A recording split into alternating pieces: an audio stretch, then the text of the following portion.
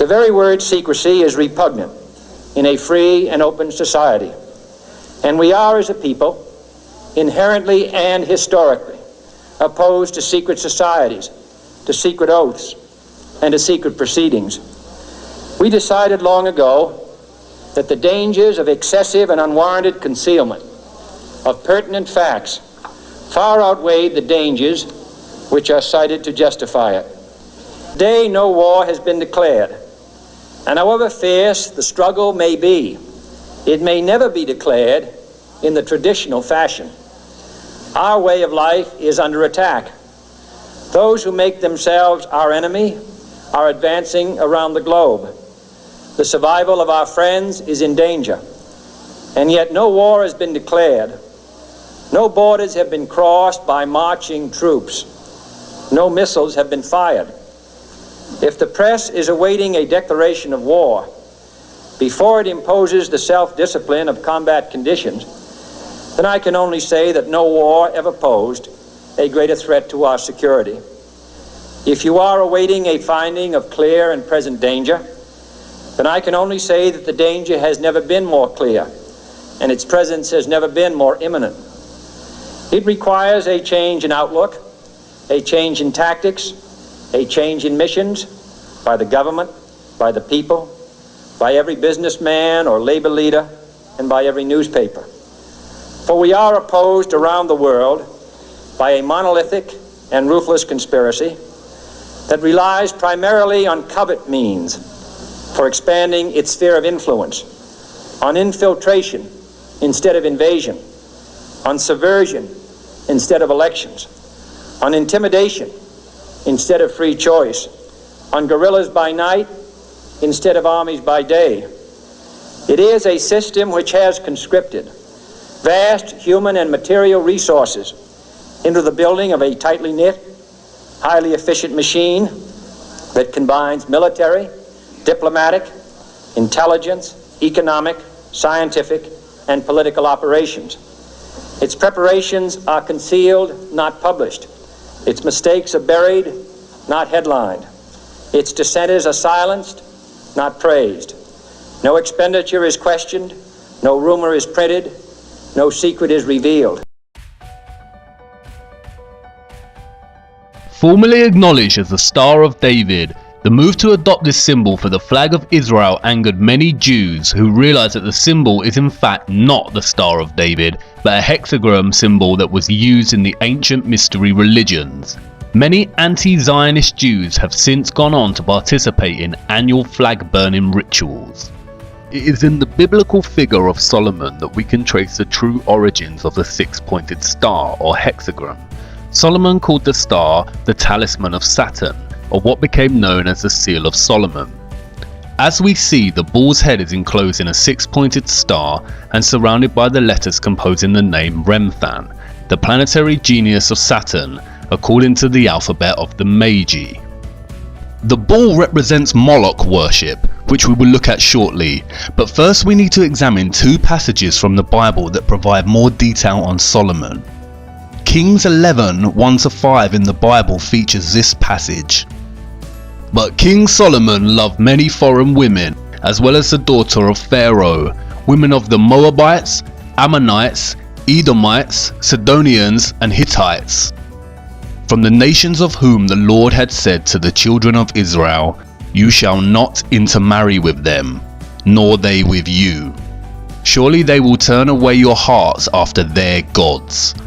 Solomon clung to these in love, and he had 700 wives, princesses, and 300 concubines, and his wives turned away his heart. For it was so, when Solomon was old, that his wives turned his heart after other gods, and his heart was not loyal to the Lord, his God, as was the heart of his father David. For Solomon went after Ashtoreth, the goddess of the Sidonians, and after Milcom, the abomination of the Ammonites. Ashtoreth here is a female goddess and the same goddess as Ishtar in Babylon, Isis in Egypt.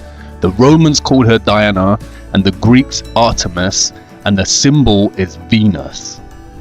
Milcom here is a male god, and its root word means king or Baal.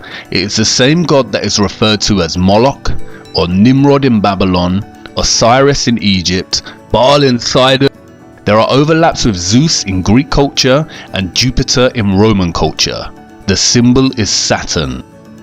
As the passage makes clear, Solomon fell in love with the women of Egypt and began to worship these false gods. Two other passages from the Bible directly reference the symbol of the star, or the seal of Solomon, or the talisman of Saturn.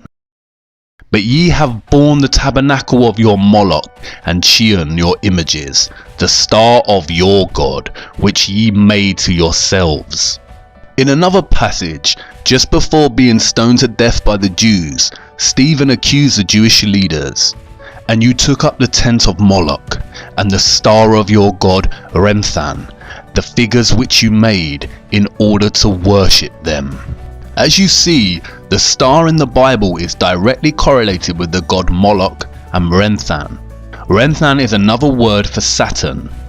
If you study the geometry of the star, you realize it has 6 points, forms 6 equilateral triangles, and its interior forms a 6-sided hexagon.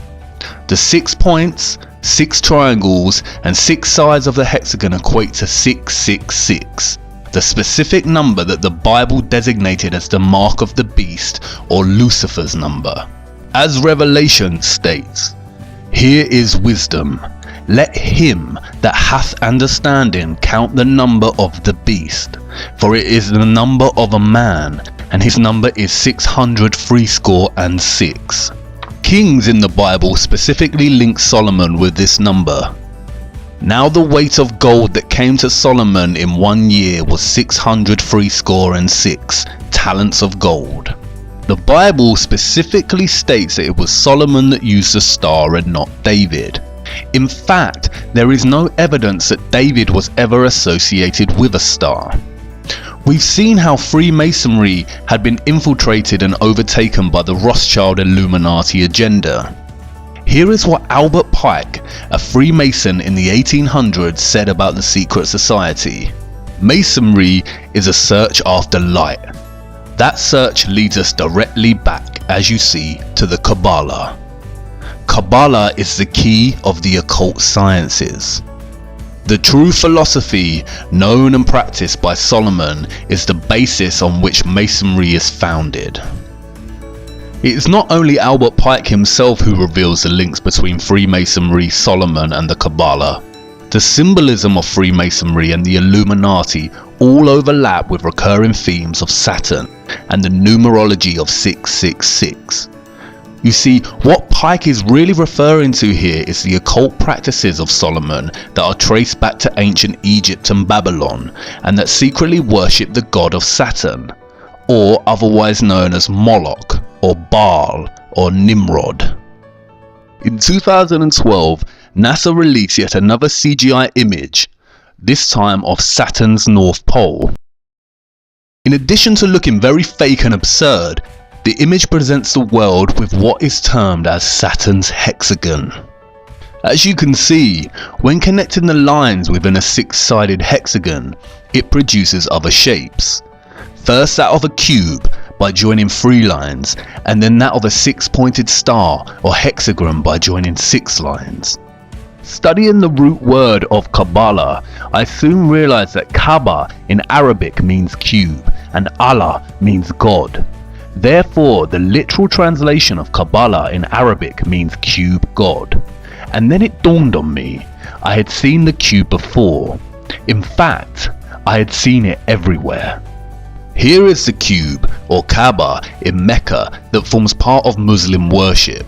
As you can see, those worshipping the cube form circles around it, much like the rings of Saturn.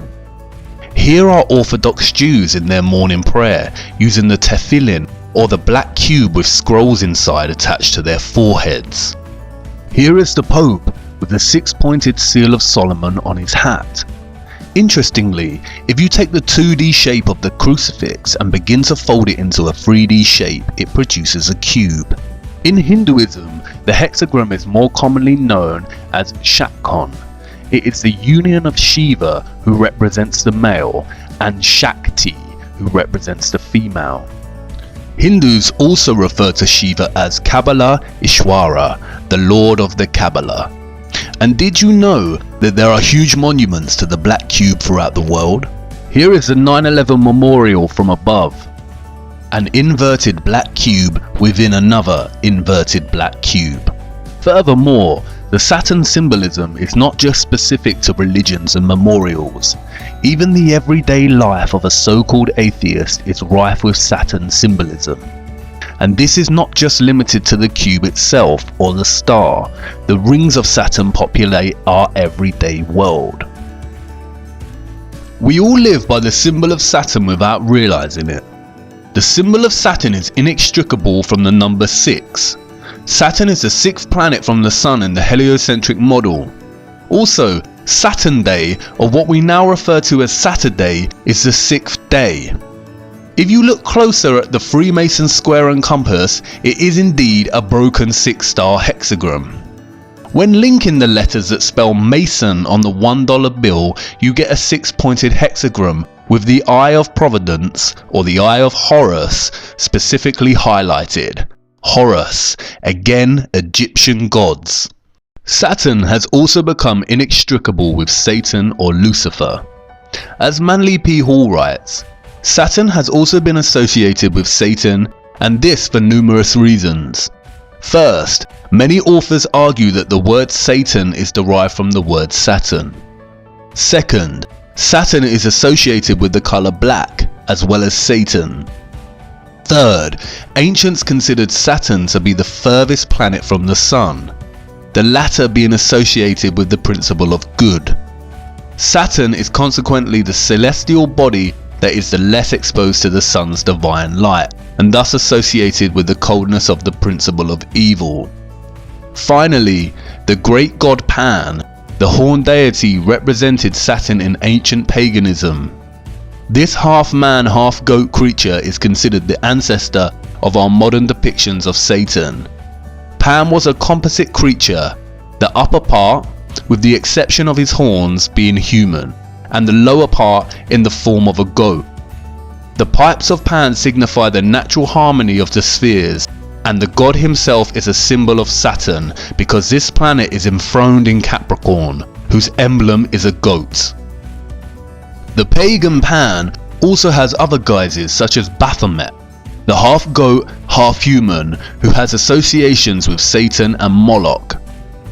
Like Saturn, Illuminati Freemasonry symbolism is prevalent throughout our society in the form of corporate logos and, as Albert Pike said, Freemasonry is the following of the philosophy of Solomon. It is also inextricable from the symbolism of Satanism. Here are some of the most recognized corporate logos we come across in our society today. Rebranding of old Masonic symbols and the emphasis on 666. 666, or the mark of the beast, is repeated throughout corporate symbolism. For instance, World Wide Web, or WWW in Jewish gematria, is 666. It is also used for the logo of the Monster energy drinks. It is also a recurring motif along with the single one eye of Providence. Many celebrities and politicians have been photographed making the 666 hand sign around the eyes.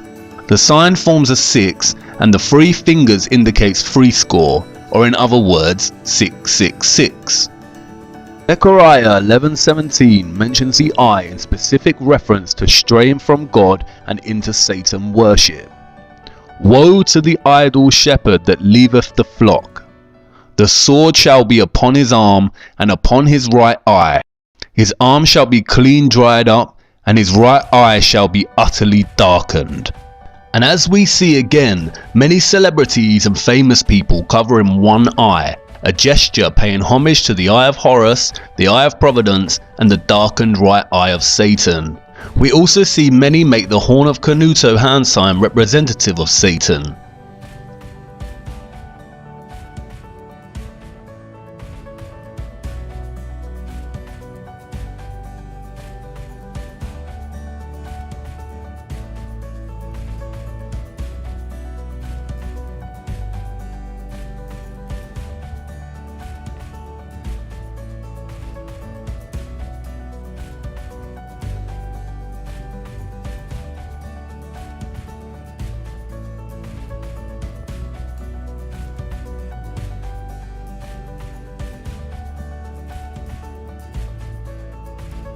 The symbolism is literally everywhere.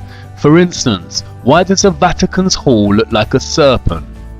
What are the dark serpent-like figures behind the throne?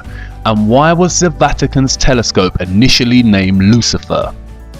I could go on and on about the abundance of satanic, Saturn symbols in our culture, from the prevalence of Egyptian monuments to secret gestures such as the vow of silence and the Masonic one hidden hand. But I think you get the point. And there is a wealth of information out there if you want to pursue your own research. This video is only supposed to be a very basic overview of this type of symbolism. It becomes confusing because the same symbol of Saturn or Satan keeps appearing in different eras and cultures under different guises. Much like Bauer changed his name to Rothschild, the worship of Saturn has undergone so many different iterations and changes that it becomes difficult to track. I feel that this is deliberately so. And this is the point. What the Rothschilds achieved with their centralized banking and Illuminati cabal establishment of controlled leaders in every industry, such as fossil fuels, health and education, is a highly disguised and masterly executed form of infiltration. They have controlled our access to knowledge from the beginning. The Natural History Museum at Tring belonged to 2nd Baron Rothschild and is located in a Rothschild family home. The League of Nations organized the inception of the Central Natural History Museum.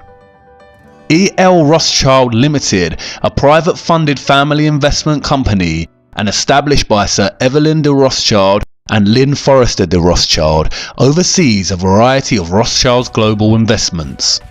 The company currently has interests in media, real estate, agriculture and luxury goods, with a significant previous positions in financial services, technology and communications.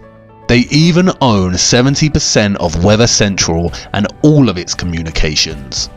As of today, the Rothschilds own over 160 central banks and control the finances of the majority of nations on Earth. In the year 2000, there were only a few countries that did not have centrally established banks.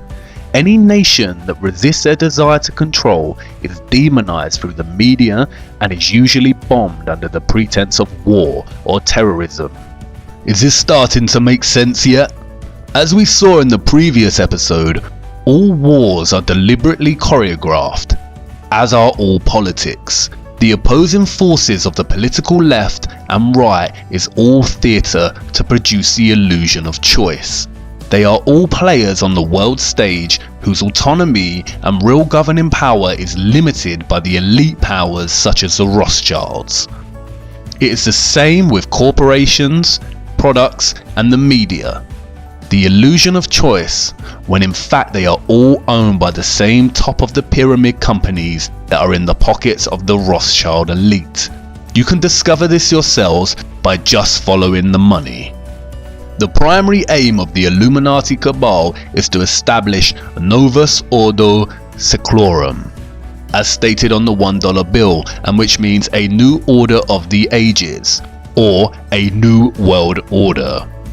The agenda of this order is to establish a globalist one world government, with a world military, centralized banking, health, education and religion.